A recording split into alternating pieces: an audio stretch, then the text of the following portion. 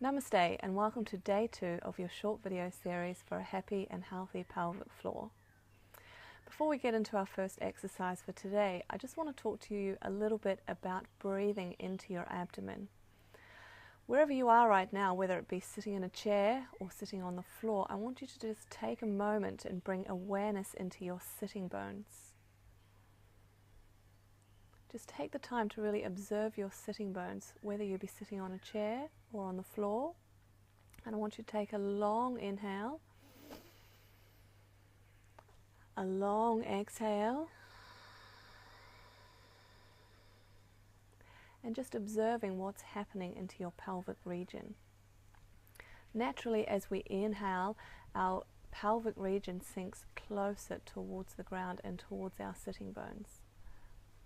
And as we exhale, it naturally lifts up.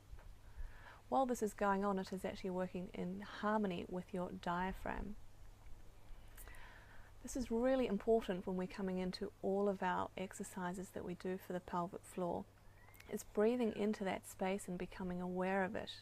The more we breathe into that space and become aware of that space, the more we can accentuate the breathing. So as we exhale, we can lift up and draw our pelvic floor closer towards our abdomen. And by doing that, we slowly start to strengthen our pelvic floor. Today's exercise, we're going to come into garland pose or a squatting position.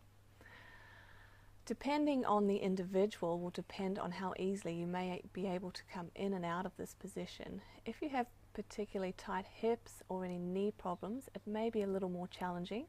But we're going to talk through that as we do it. And you may need to have either 2 blocks, or if you don't have any blocks, you can use books, which you can place underneath your heels. And this will just make it a little bit more comfortable for you, slowly coming down towards the ground. If you've recently had a baby or your pelvic floor is particularly weak, just really observe how you're feeling coming into this. If it's feeling like very uncomfortable for you and feeling like dragging and almost falling out, then I recommend that you come out of it and not continue coming into the full extension of the pose. I will demonstrate another version which you can do starting sitting on the ground, which will have a similar effect to stretch out your pelvic region. I just wanted to make you aware of that. It's really important to listen to your body in any kind of yoga practice. Thanks again for joining day 2, and I'm looking forward to seeing you again tomorrow for day 3. And now into garland pose or a squatting position. As I said before, you're welcome to use blocks or even books. For the purposes of today, I'm just using another folded up mat here where I'm going to bring my heels up onto the mat.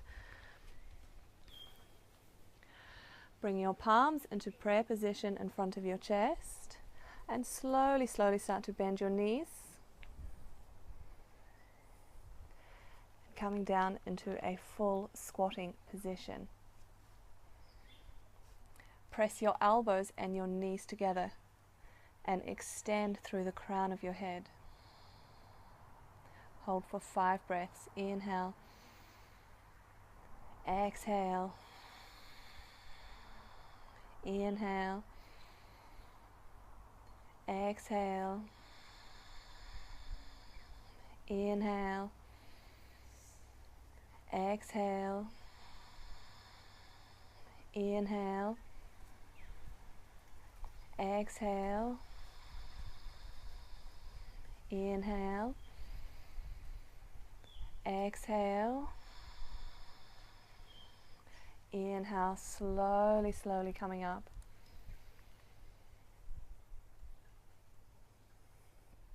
Good. And for those of you who are finding it too challenging to come down into a full squatting position, just gently come down onto the ground. Bring your sitting bones onto the ground, stretch one leg out at a time and hold one knee close to your shoulder. Again, holding here for 5 breaths before changing.